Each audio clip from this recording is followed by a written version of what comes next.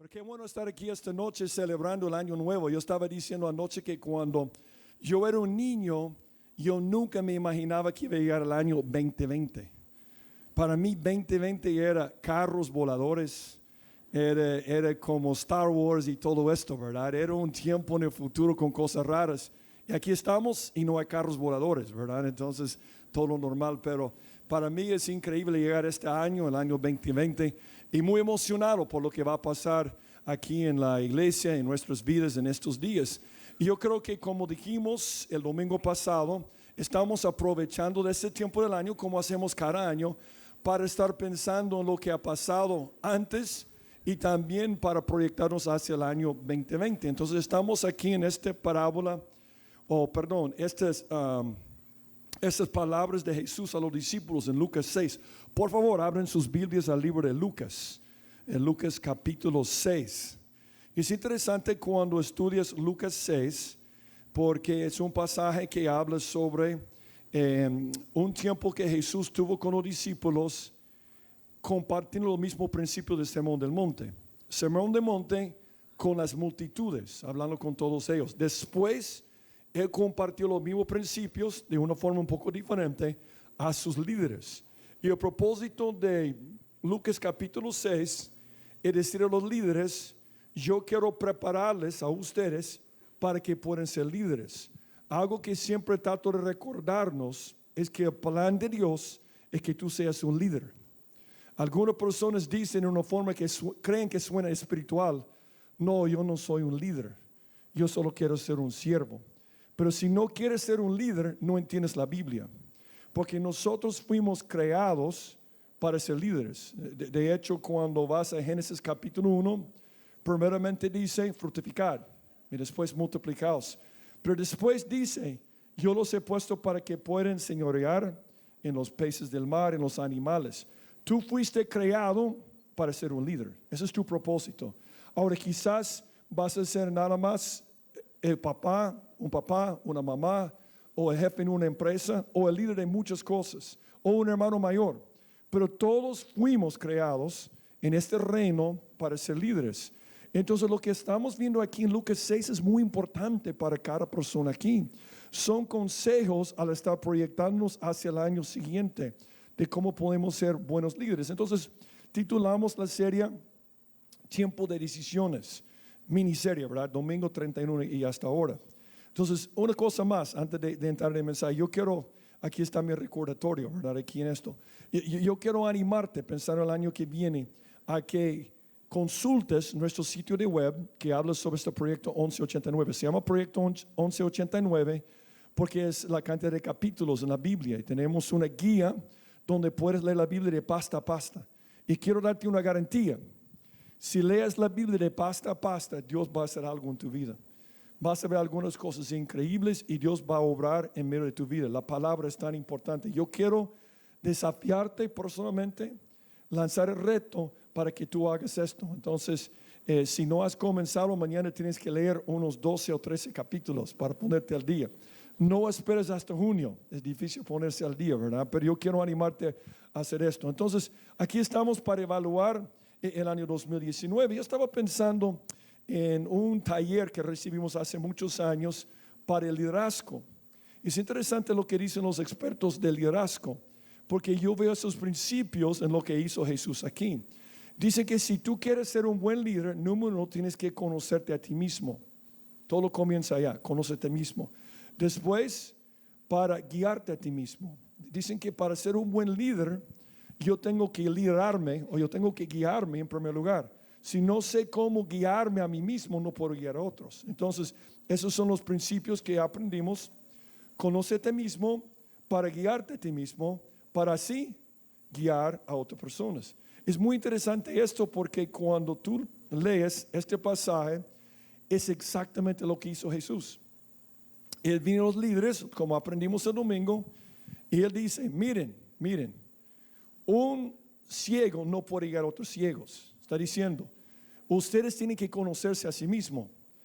Muchos de ustedes, dice Jesús, están preocupados por las pajas en los ojos de otros, cuando debes analizar la viga en tu propio ojo. Debes conocerte a ti mismo, en otras palabras. Debes analizar tu andar antes de estar pensando en guiar a otras personas.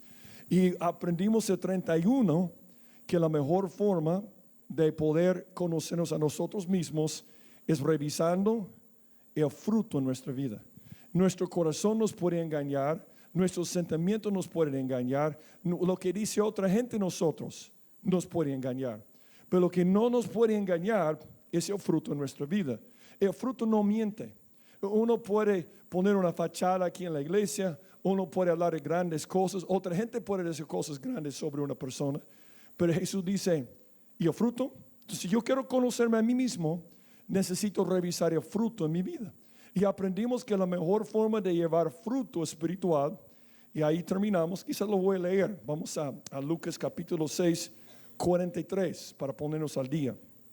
Dice Jesús, no es buen árbol el que da malos frutos, ni árbol malo el que da buen fruto, porque cada árbol, o sea, si tú quieres conocerte a ti mismo, cada árbol se conoce por su fruto, pues no se cosechen higos de los espinos, ni de las zarzas se vendimian uvas. El hombre bueno del buen tesoro de su corazón saca lo bueno, el hombre malo del mal tesoro de su corazón saca lo malo, porque la abundancia del corazón habla la boca. Entonces yo creo que si Jesús estuviera aquí esta noche hablando con cada uno de nosotros, él diría primeramente, yo quiero que tú seas un líder. Para ser un líder, número uno, tienes que conocerte a ti mismo. Analiza el fruto en tu vida. Haz este ejercicio. Si no hay buen fruto en tu vida, tienes que ver primeramente si realmente conoces al Señor. Si conoces al Señor, tienes que aprender a atesorar cosas buenas en tu corazón para no tener mal tesoro. Ese es uno. Después dice, yo quiero que guíes a otros. Y para poder guiar a otras personas, es lo que vamos a ver esta noche. La clave para guiar a otros es hacerle caso a Jesús. Y vamos a ver una parábola que todos conocen, pero que tiene algunos principios muy importantes para nosotros.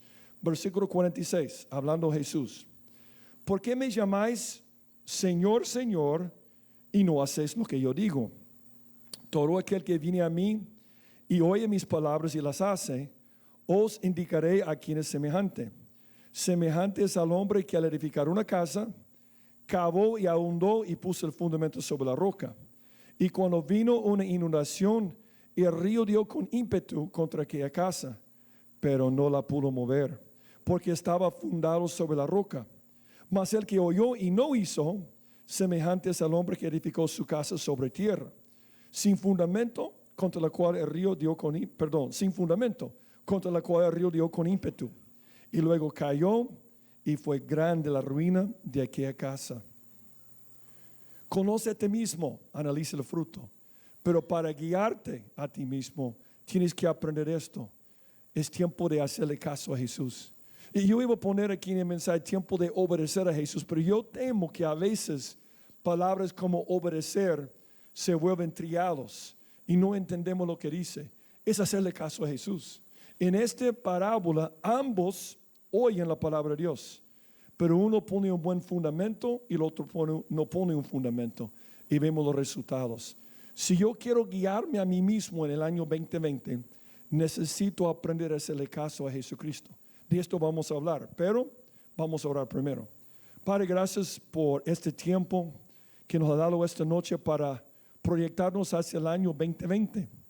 Y gracias porque nos trajiste hasta ahora, hasta este momento, este año.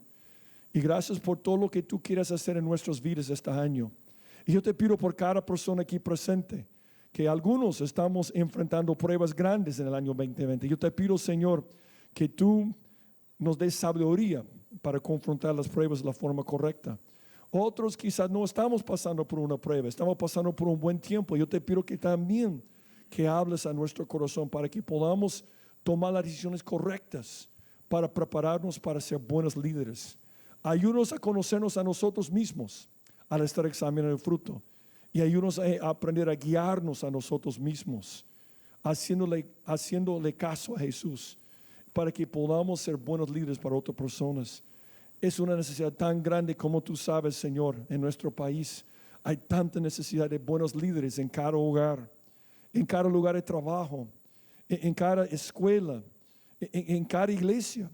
Tanta necesidad. Yo te pido que de nuestra iglesia levantes líderes espirituales para que podamos guiar o que tú puedas guiar por medio de nosotros a este mundo que te necesita, Señor.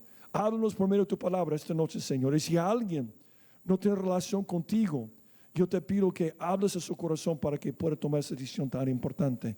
Gracias, Señor. En el nombre de Jesucristo te lo pido. Amén.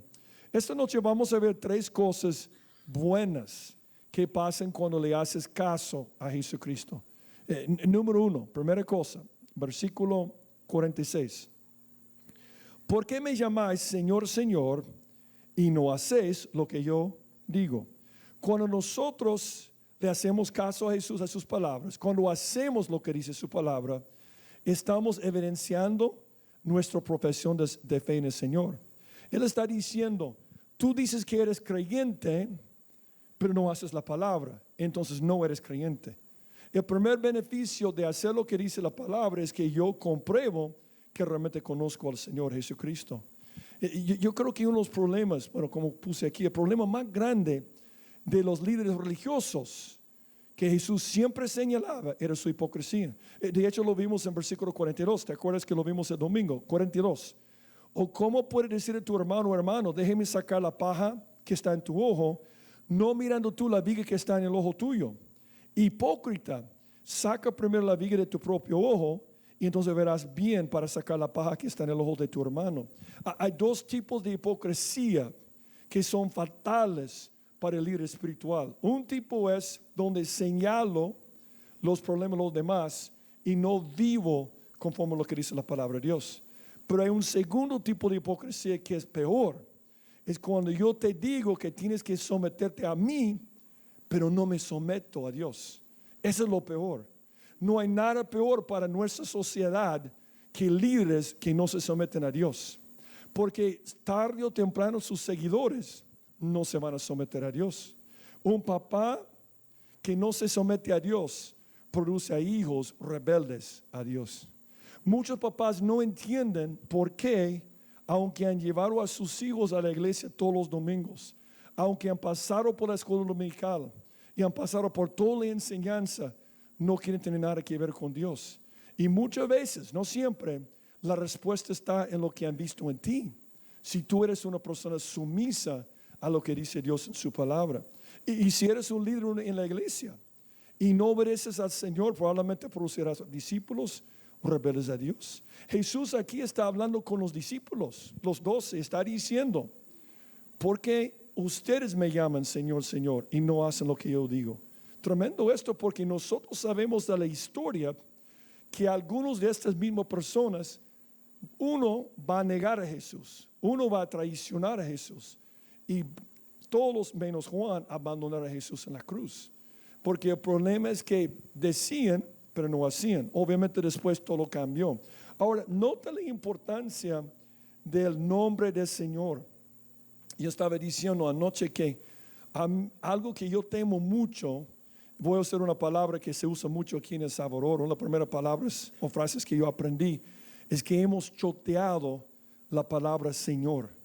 Tú entiendes esto, ¿verdad? Que la gente piensa Señor como no es nada. Hablan del Señor todo el tiempo, las maravillas del Señor, pero muchos no entendemos la trascendencia del nombre del Señor. Nota número 1, la importancia de la invocación de su nombre. Dice, ¿por qué me llamáis Señor, Señor? ¿Por qué es importante llamar a Jesús Señor, Señor? Yo puse invocación porque es interesante. Llamar en griego es kaleo. Y es la raíz de la palabra que usamos para invocar, epikalomea en griego. ¿Por qué menciona esto? Porque la única forma que una persona puede ser salva, la única forma, no hay otra forma, es invocando, ¿qué? En nombre del Señor. Dice en Romanos 10:13, porque todo aquel que invocar en nombre del Señor será salvo. ¿Por qué esas personas están llamándole Señor, Señor? Porque quieren el beneficio, quieren la salvación. ¿Por qué usamos tanto este término y esta frase el Señor, mi Señor? Porque queremos los beneficios de invocar su nombre en cada momento. Pero yo temo que muchas veces no entendemos el significado de la palabra Señor. ¿Qué significa Señor? Es curioso porque Señor en griego es kurios. Y curiosa la palabra usado tanto para traducir Jehová como para traducir Adonai en el Antiguo Testamento. Tú sabes qué significa Jehová, es el nombre de Dios, que significa que siempre ha existido. Pero Adonai es otra frase que se usa en el Antiguo Testamento cuando habla del Señor, que significa el poseedor de todo, el amo, el que manda, el jefe. Cuando tú dices Señor, estás diciendo a Jesús, jefe. Pero yo creo que es otra palabra que hemos choteado, triado. Yo veo algo que hay alguna persona que le gusta decir en un lugar de trabajo o en nuestra colonia, cuando yo salgo a caminar, algunos hombres que cuidan la colonia y siempre me dicen, sí jefe, ¿y cómo está? Dicen, muy bien jefe. Pero yo sé que muchas veces no significa nada jefe, yo no soy su jefe, pero dicen jefe como que es algo que uno dice, o antes la gente decía patrón o jefe, pero yo no me voy a someter a esto. Y quizás yo digo jefe para complacerle, pero no me voy a someter. Hacemos la mismísima cosa cuando decimos Señor, como una persona dice jefe y una persona solamente por su trabajo. Pero Señor significa el que manda, el dueño. Él es el dueño de tu alma. Por ejemplo, aquí en Salmo 110, solo para ver, yo creo que sientes el impacto de la palabra Señor. En el Antiguo Testamento aquí está un pasaje donde David está hablando, donde David dice, Jehová dijo a mi Señor, y ocupa la palabra Adonai, siéntate a mi diestra hasta que ponga a tus enemigos por estrado de tus pies. Ok, viene al Nuevo Testamento, y entonces aquí en una prédica, en el Nuevo Testamento, cita este pasaje aquí, y dice en Marcos, porque el mismo David dijo por el Espíritu Santo, estamos hablando de Salmo 110, note cómo lo dice en griego, dijo el Señor. ¿Qué fue la palabra del Antiguo Testamento?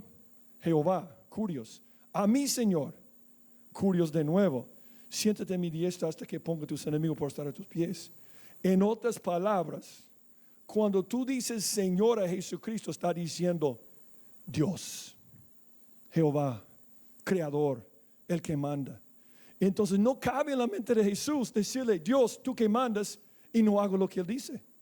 Como alguien dijo una vez, hay dos palabras que nunca deben ocurrir en la misma oración. Dos palabras que nunca. Y las dos palabras son Señor y no. No Señor. No Señor no tiene sentido. Porque si es tu Señor, siempre que la respuesta, sí Señor, sí Señor, sí Señor, en cada momento. Señor significa algo más allá de lo que pensamos hoy en día. Pensamos que es un título religioso que suena muy bonito, pero significa Él es el dueño de mi vida, el dueño de mi alma en cada momento. Curioso porque en el Antiguo Testamento, en el tiempo del Nuevo Testamento, en el tiempo cuando los romanos tenían poder, cualquier soldado romano podía llegar a un ciudadano o cualquier persona de Roma y decir o exigir a la persona que tenía que rendir homenaje a César. Podía estar en la calle y un soldado podía decir a la persona, tenéis que rendir homenaje a César. ¿Y sabe lo que hacían?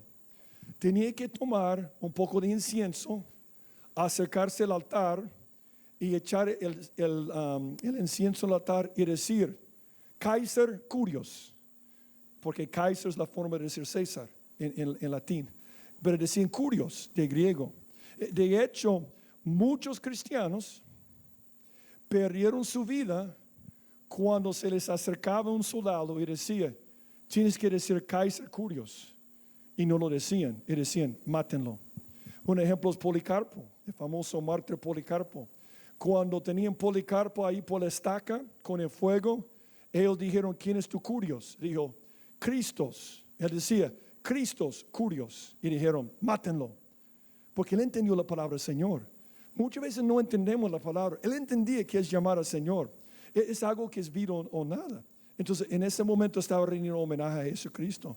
Y muchos murieron por eso. Eso es obviamente una pintura famosa. Porque en ese momento dijeron que tenía que decir Kaiser Curios. Y dijo, Cristos Curios. Y murió por eso. Pero una cosa más aquí en versículo 46. ¿Qué es la implicación de decir Señor? Es una cosa decir, yo entiendo que significa Señor, es el poseedor de todo, es el dueño, es el que manda. Pero ¿cuál es la implicación? Si llamamos a alguien Señor, o Dios, o amo o jefe, la implicación es que le vamos a obedecer. De hecho, Jesús dijo algo que a mí me preocupa mucho.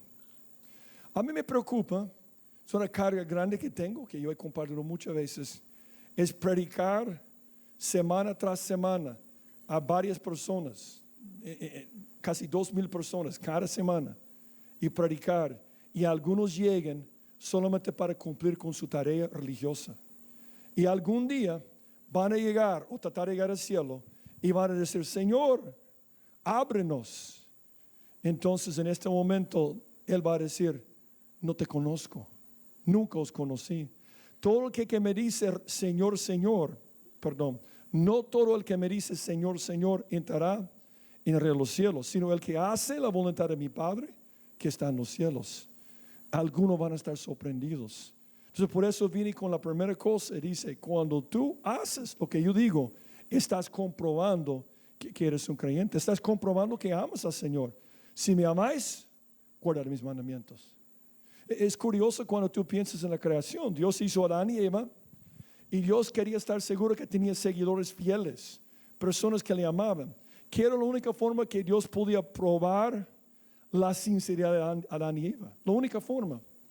Ustedes pueden comer de todos estos árboles, menos ese árbol allá.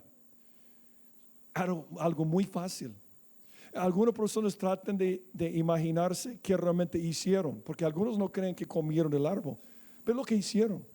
El problema fue el acto de no guardar el mandamiento de Dios, porque demostraron, como demostramos nosotros cuando no obedecemos, que no amamos al Señor, que amamos a otra cosa más, a nosotros mismos o al mundo o otra cosa.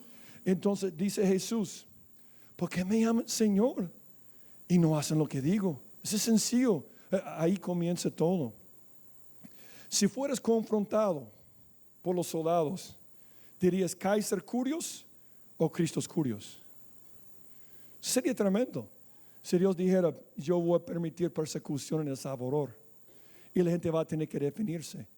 Yo me pregunto si este grupo llegaría el otro viernes, donde tenemos que definirnos. Ahora, nos definimos delante de Dios, Dios conoce nuestro corazón. Pero la única forma de definirnos delante del mundo es no solamente decir mi Señor, eso es lo que Él dice. Pero logramos una cosa buena también, dice el versículo 47. Todo aquel que viene a mí y oye mis palabras y las hace, os indicaré a quién es semejante. Semejante es al hombre que al edificar una casa, cavó y ahondó y puso el fundamento sobre la roca. Y cuando vino inundación, el río dio con ímpetu contra aquella casa, pero no la pudo mover, porque estaba fundado sobre la roca. La segunda cosa que logras es estableces tu protección en el Señor. Hacerle caso a Jesús te protege de las tormentas de esta vida. Estaba recordando ayer cuando estaba preparando, haciendo la última parte de la preparación, la última parte de la preparación, algo que yo escuché hace años durante el huracán Andrew. No sé cuántos se acuerdan de este huracán que fue ahí por 92, si no me equivoco, pero fue terrible. Destruyó colonias enteras. Era una cosa, yo creo que aquí tengo una foto aquí de uno de esos lugares, pero fue una destrucción total. Parecía que un ciclón había pasado porque todo fue destruido. Y yo creo que algunos han dicho que esa parte de Florida todavía no se ha recuperado completamente. Fue una destrucción tremenda en ese huracán. Pero algo interesante es que dicen que un equipo de reporteros salieron de esas colonias y cuando llegaron a la colonia vieron que una sola casa estaba de pie. Solo una casa.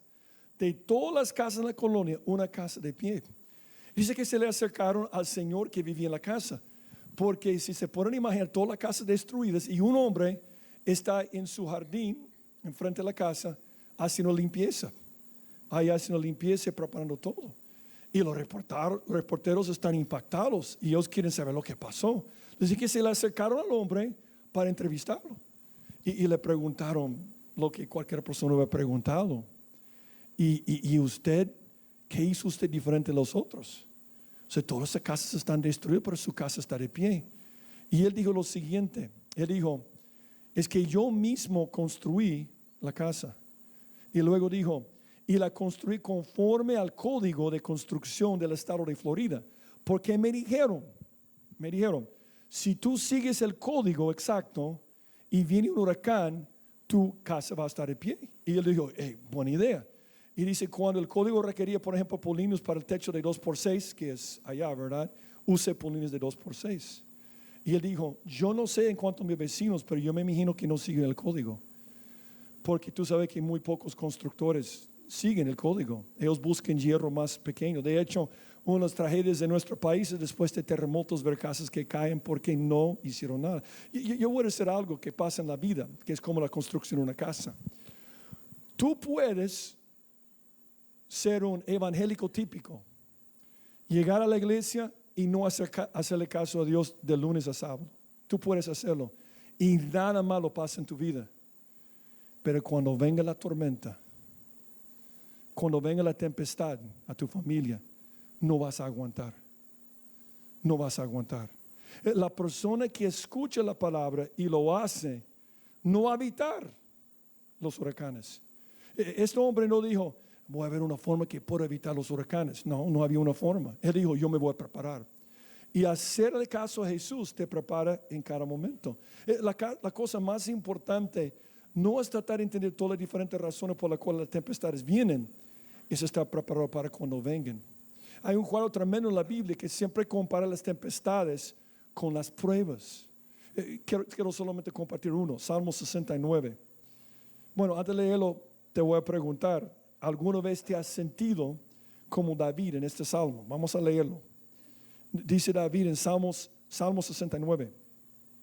Sálvame, oh Dios, porque las aguas han entrado hasta el alma. Estoy hundido en cieno profundo, donde no puedo hacer pie. He venido a abismos de aguas. Y oye esto, y la corriente me ha negado. Cansado estoy de llamar. Mi garganta se ha enronquecido. Ese no es mi caso, ¿verdad? Han desfallecido mis ojos esperando a mi Dios. ¿Alguna vez te ha pasado esto? A mí me ha pasado. Tú tienes un problema tan grande en tu vida. Puede ser tu hogar, tu trabajo, una relación con una persona, un hijo, y estás en la cama acostado pensando, ¿cómo voy a resolver esto? Y de repente sientes como que no puedes respirar. Estás completamente abrumado por el problema. De ese tipo de problema está hablando David. Porque en la Biblia, cuando nos ha negado por las aguas, es un cuadro de las pruebas. Y dice Dios, no podemos evitar las pruebas, pero podemos prepararnos para pasar por las pruebas. Ahora, ¿cómo nos preparamos? Número uno, tienes que oír sus palabras. Es lo que dice aquí. Dice, todo aquel que viene a mí y oye mis palabras. Si yo voy a construir una casa, ¿qué necesito? Los planos. Y debo seguir los planos. Los planos para construir la casa que es tu vida, viene la palabra de Dios. Y cuando una persona le hace caso a otros planos, es un desastre para su vida. ¿A cuáles palabras oyes? ¿A la palabra de Jesús o de otros? Una vez un hombre quería construir una casa para pájaros. Una casa para pájaros para poner en su jardín. Y luego se dio cuenta en la internet que uno podía ordenar planos para hacer cualquier cosa.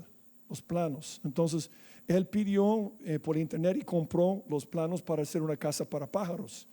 Pero ellos enviaron los planos para hacer un barco de vela. Entonces el hombre no se dio cuenta. Y dice que el hombre hizo la casa para pájaros y colgó la casa para pájaros en su árbol, pero cada vez que el viento era muy fuerte, botaba la casa. Porque ¿qué era? Un barco de vela. El hombre frustrado porque él no entendía, pero ahí está su casa de pájaros, para pájaros, y cada vez lo botaba. Entonces finalmente él pensó, no me mandaron los planos para una casa para pájaros. Entonces dice que él envió una carta a la empresa diciendo, miren, ustedes me mandaron los planos equivocados y yo quiero pedirles que me devuelvan mi dinero. Entonces él recibió una carta rápidamente y el dinero. Ellos dijeron, claro que sí, queremos disculparnos con usted. Y al final la carta dijeron, lamentamos el error, pero no estás tan enojado como el hombre que trató de navegar una casa para pájaros. Esa sería difícil, ¿verdad? Yo creo que muchos de nosotros tratamos de navegar las aguas de esta vida en una casa para pájaros. Hacerle caso a la sabiduría del mundo es un desastre. Cuando todo es azul, no hay ningún problema. Pero cuando venga la tormenta, te vas a hundir, es una garantía. Y viene Jesús y dice, la única cosa que te puede proteger es hacerme caso. Ahora, uno podría decir, pero aquí dice, todo aquel que viene a mí, Jesús, y oye mis palabras. ¿Cómo podemos oír las palabras de Jesús? Por eso tenemos la Biblia. La Biblia son las palabras de Jesús. Él está diciendo que todo comienza para edificar una casa fuerte en mi vida con ir a la palabra de Dios y oír las palabras. ¿Dónde encuentras las palabras? Dice Salmo 119, la exposición de tus palabras alumbra, hace entender a los simples. Pero no podemos quedar allá, porque Él dice, oye mis palabras, y ¿qué dice después? Y las hace, y las hace. También tienes que obedecer sus palabras. Algo interesante sobre estos dos hombres es que tenían muchas cosas en común, pero con resultados diferentes. Los dos oyeron las palabras de Jesús. Los dos estaban construyendo una casa. Los dos fueron sinceros también. Y los dos recibieron las mismas pruebas del mal clima. Pero había dos diferencias: el fundamento y las consecuencias a largo plazo. Esto hace toda la diferencia en tu vida. Todas las cosas pueden ser iguales cuando hay buen clima, cuando todo es azul. Pero cuando venga la tormenta, vas a caer. Es importante hacer la palabra. Dijo Jesús, antes bienaventurados los que oyen la palabra de Dios y la guardan. ¿Cuál es el único libro en la Biblia que te promete una bendición si lo lees? Solo un libro, 66 libros, solo un libro te promete una bendición si lo lees. Te va a sorprender, porque muy poco le gusta leerlo. Apocalipsis. Pero no dice que solamente es leerlo, dice que eres bienaventurados a los que oyen y leen y guardan las cosas que están adentro. Si quieres tener una vida próspera, una vida bendita, es necesario guardar lo que dice la palabra de Dios. Porque oír la palabra de Dios y no hacerla es una cosa ridícula y siempre termina con problemas. Como lo que dio Santiago dijo, pero sed hacedores de la palabra y no tan solamente oidores, engañándonos a vosotros mismos. Porque si alguno es oidor de la palabra pero no hacedor de ella, es semejante al hombre que considera en un espejo su rostro natural. Interesante que la palabra considerar significa ver con cuidado y quedarse. Y la diferencia entre una mujer que está poniendo maquillaje y un hombre que está peinando, ¿verdad? La mujer va a considerar más en el espejo, normalmente. Yo he visto a algunos jóvenes de hoy en día, ¿verdad?, que pasan tanto tiempo como una mujer, pero normalmente para maquillarse así funciona. Entonces cuando dice, él se considera a sí mismo, está hablando de tomar tiempo, verse en el espejo, y dice, y se va, y luego olvida cómo era. ¿Sabe cómo es? Digamos que tú eres una recepcionista y trabajas en un lugar muy importante. Obviamente tu apariencia es muy importante. Entonces una mañana te levantas en la mañana, has tenido una noche muy difícil y vas al espejo y ¿verdad? Al verte en el espejo y dices, de plano yo tengo que arreglarme, yo tengo que hacer un montón de cosas. Entonces de repente uno de tus hijos grita y tienes que atender a tu hijo y se te olvida y vas a trabajo así. Y te sientes atrás del escritorio mostrador para trabajar. ¿Qué va a pensar la gente de ti? Esta mujer está loca, está fuera de su mente, o no funciona su espejo, ¿verdad? O algo así. Yo jamás he visto esto. Yo jamás he entrado en un lugar de una recepcionista, una persona que es importante su apariencia, que se le olvidó arreglarse después del espejo. Pero ¿cuántas personas van al espejo de su alma que refleja lo que está adentro y van a trabajo y no le interesa cambiar la parte más importante? Dios es lo que Él ve en este momento. Oír la palabra y no hacer la palabra es tan ridículo, tan absurdo como ir que necesites maquillarte y olvidarte de hacerlo. Muy pocas mujeres se olvidan de esto porque es tan importante la apariencia. Y yo creo que es importante, no estoy menospreciándolo, pero es mucho más importante. Y debes preguntarte si pasas mucho más tiempo preocupándote por tu apariencia, por lo que está en el corazón. Porque yo repito, cuando todo es azul, no importa. Cuando venga la tormenta, es vida o muerte. Y número 3, no solamente es oír y obedecer, pero dice el versículo 48, semejantes al hombre que al edificar una casa, aquí está el problema, cavó y ahondó y puso el fundamento. ¿Cuál es el problema aquí? Tienes que trabajar. Es trabajo. Uno no pone fundamento porque tiene que cavar y ahondar. Uno no quiere pasar tiempo en la palabra, no quiere pasar tiempo orando, no quiere pasar tiempo mejorando su vida espiritual. No quiere cavar, no quiere ahondar, no quiere profundizarse. Y por eso su vida es una ruina. Pero el otro dice, no, yo voy a trabajar en esto, voy a cavar, voy a ahondar. Y puso el fundamento sobre la roca. Y cuando vino una inundación, el río dio con ímpetu contra aquella casa, pero no la pudo mover porque estaba fundado sobre la roca. Y yo voy a decir algo sobre la Biblia. Número 3, obra conforme a sus palabras. El propósito de la Biblia no es hacernos pecadores más inteligentes. Muchos creen que es así, es acumular mucha información, sino hacernos más como Jesús. No es tan importante cuánto estás en la palabra, como cuánto la palabra está en ti. Y eso se manifiesta en tus obras. La única forma de la cual yo puedo determinar si estás en la Biblia es por ver el fruto de tu vida, por ver las obras que hagas en tu vida. Pablo estaba impactado por la iglesia en Tesalónica por eso. Dijo, y vosotros vinisteis a ser imitadores de nosotros del Señor, recibiendo la palabra en medio de gran tribulación con gozo del Espíritu. Está diciendo, ustedes son algo increíble, porque han recibido la palabra y vemos los frutos. Ahora, cuando aquí habla sobre la roca, ¿de qué está hablando? A veces hay mucha controversia, ¿quién es la roca? ¿Verdad? Por ejemplo, algunas personas cuando escuchan a Jesús diciendo a Pedro, tú eres Pedro y sobre esta roca edificaré mi iglesia, dicen, Pedro es la roca.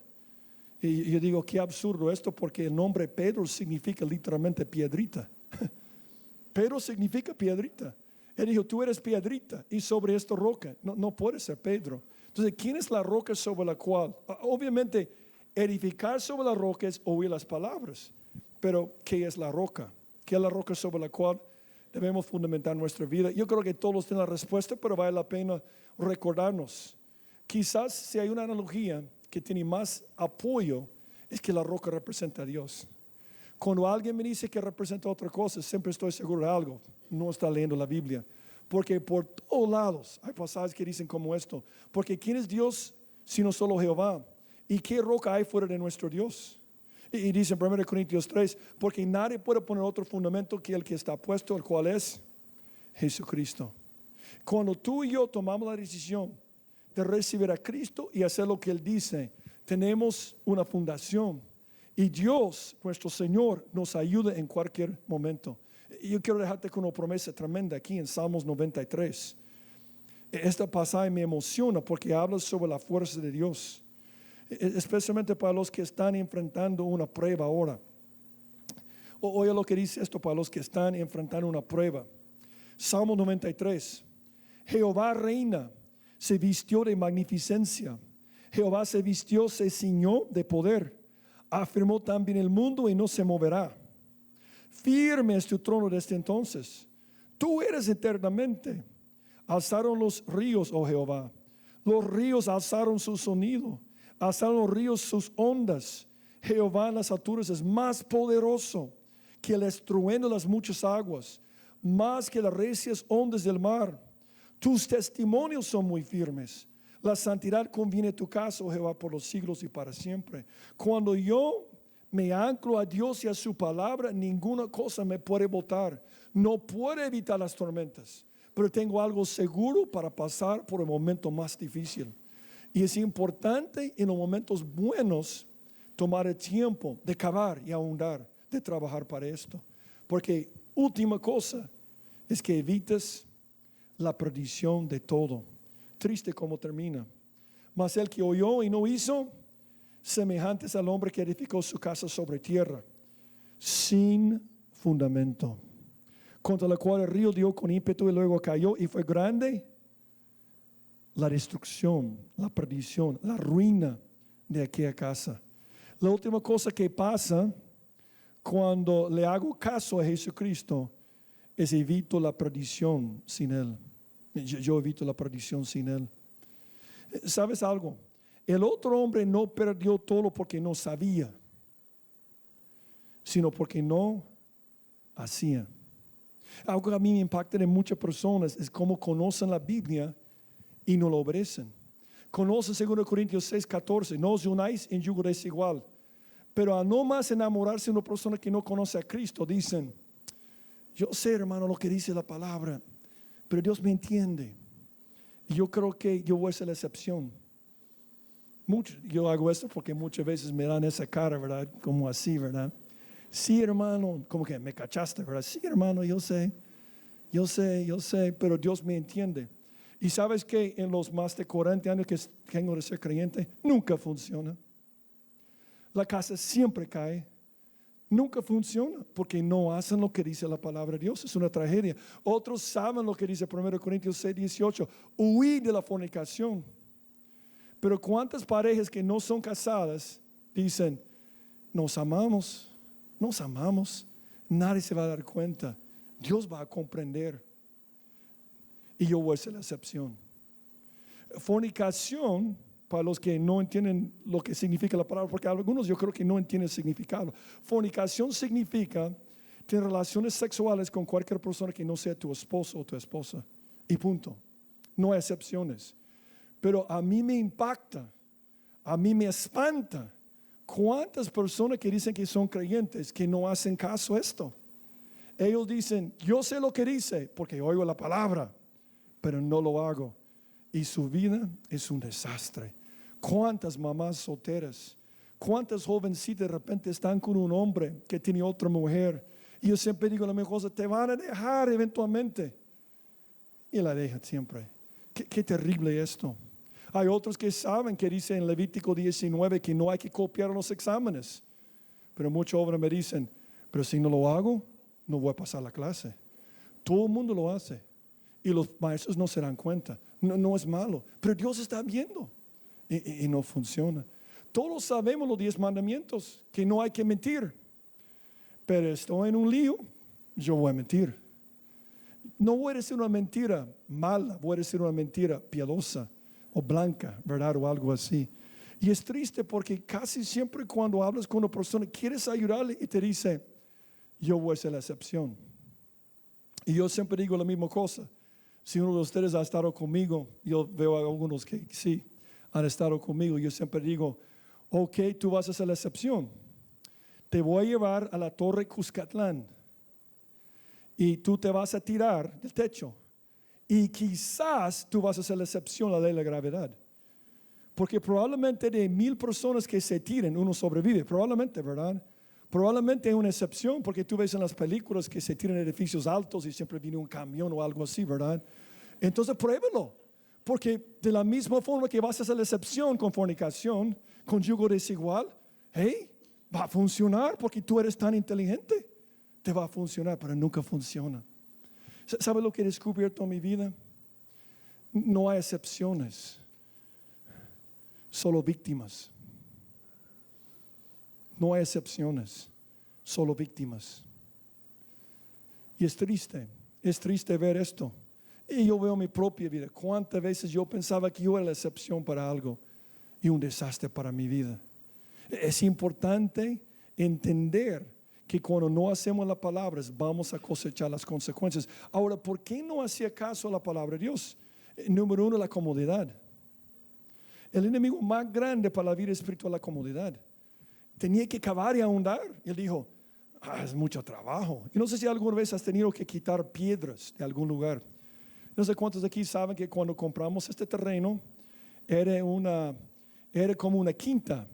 Se llamaba cervecería Las Brisas. Y no sé cuántos frecuentaban, ¿verdad?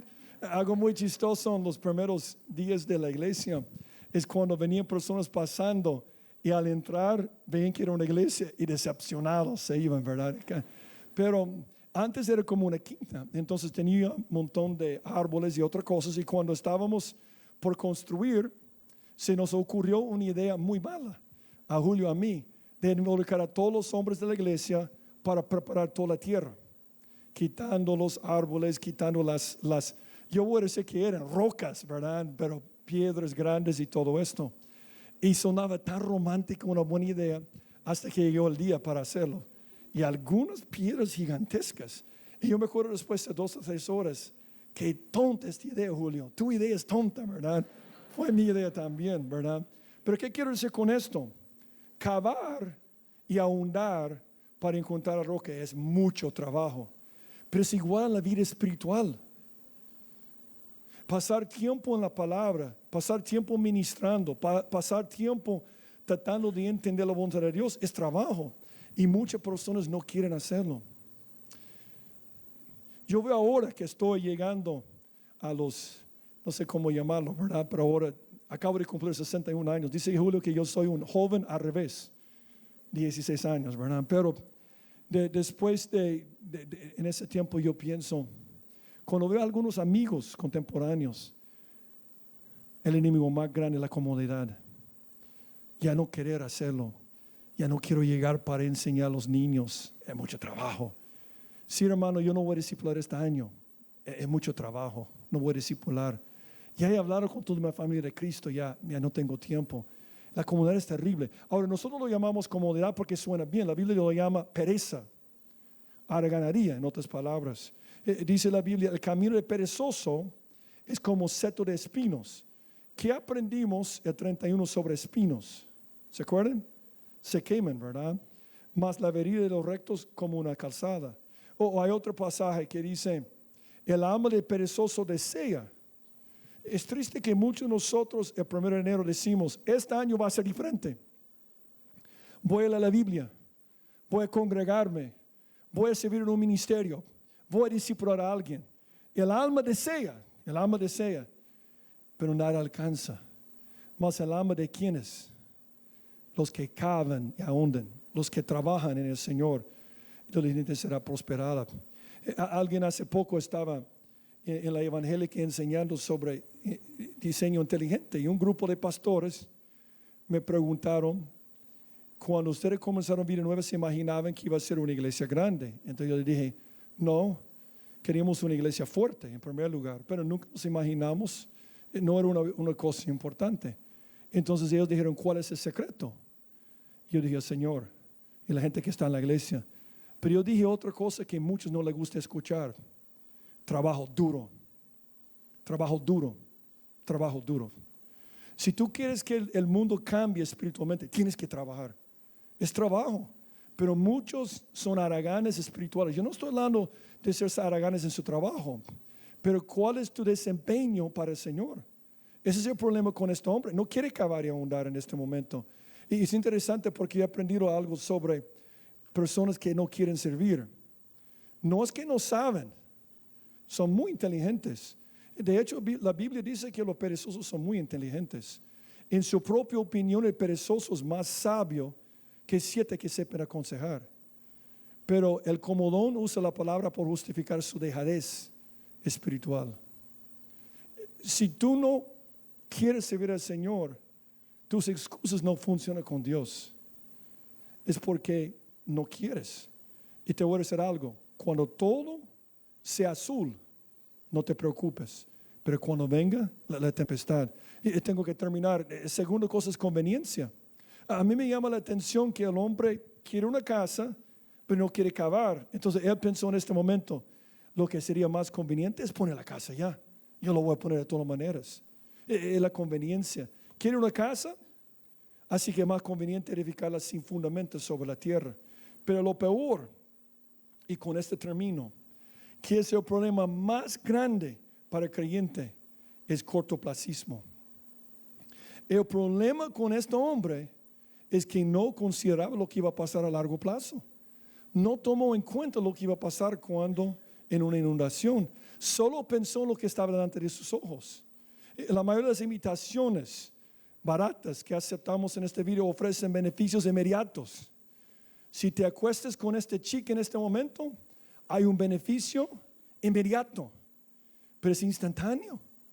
Y a largo plazo es un desastre en tu vida. Es igual con casarte con una persona que no conoce al Señor. A principio, temporalmente, qué bueno, pero a largo plazo no funciona. Esa es la peor cosa que puedes hacer en esta vida, ser una persona que no te proyectas a largo plazo y tomar decisiones en ese momento. ¿Sabes por qué no te tirarías de la Torre Cuscatlán? Porque ves las consecuencias inmediatas. Ojalá que fueras igual con otras cosas en la vida, que al estar enfrente de la persona con la cual no debes estar, pensarías, ese es como tirarme de este edificio en este momento. Dijo Salomón algo muy sabio sobre esto. Él dijo, por cuanto no se ejecuta luego sentencia sobre la mala obra, el corazón de los hijos de los hombres está en ellos dispuesto para hacer el mal. Yo conozco muchos creyentes, yo creo que son creyentes y buenas personas, y yo creo que aman al Señor, pero por tener esta actitud se meten en líos. A mí me impacta hablar con algunas personas que son calidad y que realmente quieren hacer cosas para el Señor, pero cometen un error terrible por no pensar en las consecuencias a largo plazo. Ese es el problema con este hombre, porque si hubiera pensado en inundación, ¿qué hubiera hecho? ¿Vale la pena perder 3 o 4 días de trabajo cavando y ahondando para evitar el problema después? Ahora, termino con esta ilustración. Nunca es demasiado tarde para cambiar. No hablemos de tu pasado, no hablemos de 2019, hablemos de este año. Tú puedes tomar la decisión y hacer seguimiento.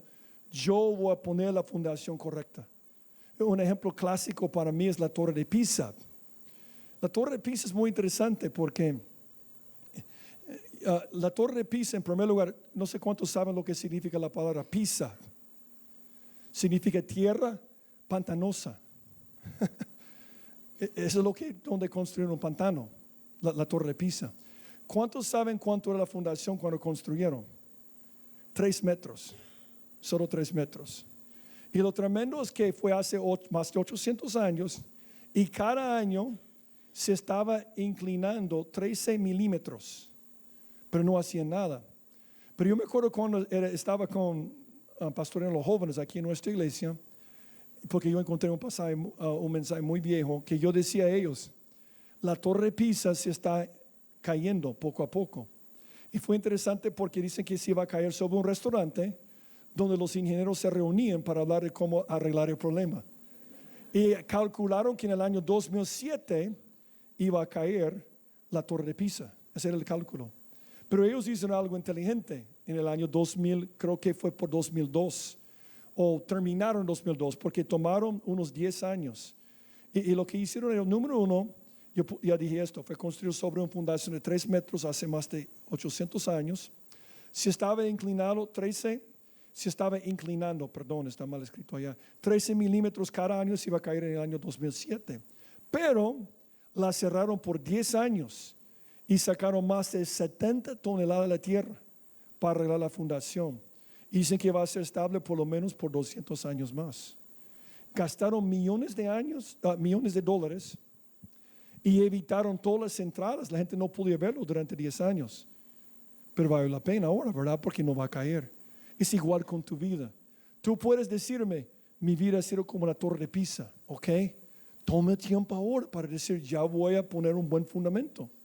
Voy a ver las áreas de mi vida donde no estoy haciéndole caso a Jesucristo y voy a comenzar. Mire, nunca es demasiado tarde. Tú puedes con la ayuda de Dios. Dios quiere ayudarte. ¿Sabes por qué viene el Espíritu Santo a vivir en nosotros? Para darnos las ganas y el poder para hacer las palabras. Yo no puedo, pero Dios puede. Entonces, en el año 2020, dijimos el 31, no es tan importante lo que haces como lo que eres. Voy a agregar otra cosa ahora. En el año 2020, si cambias lo que eres, cambiarás lo que haces. Es una garantía de Jesucristo. Ahora, comienza poniendo ahora tu mundo interior. Y yo aprovecho para invitarte para el domingo. Vamos a comenzar una serie sobre ordenando el alma, que va a ser muy bueno. Pero ahora vamos a orar. Oremos. Padre, gracias por este tiempo que hemos tomado para reflexionar en cuanto a nuestras vidas. Y yo te pido por cada persona que está aquí presente, que su vida esté construida sobre el fundamento que es Jesucristo. Y si alguien no tiene este fundamento puesto, si alguien aquí no ha recibido a Cristo, yo te pido que toques a su corazón en este momento para que pueda poner este fundamento que necesita. Te pido por los que ya han recibido a Cristo, pero quizás en algunas áreas de su vida no están haciendo lo que tú dices que debemos hacer. Yo te pido, Señor, que les ayudes, dándoles el poder, la fe y la esperanza de creer en lo que dice tu palabra al hacerlo, Señor. Ayúdanos a todos nosotros a prepararnos para las tormentas seguros que van a venir, Señor. Y yo te pido, Señor, que se haga tu voluntad en los últimos segundos de este servicio. En el nombre de Jesucristo te lo pido.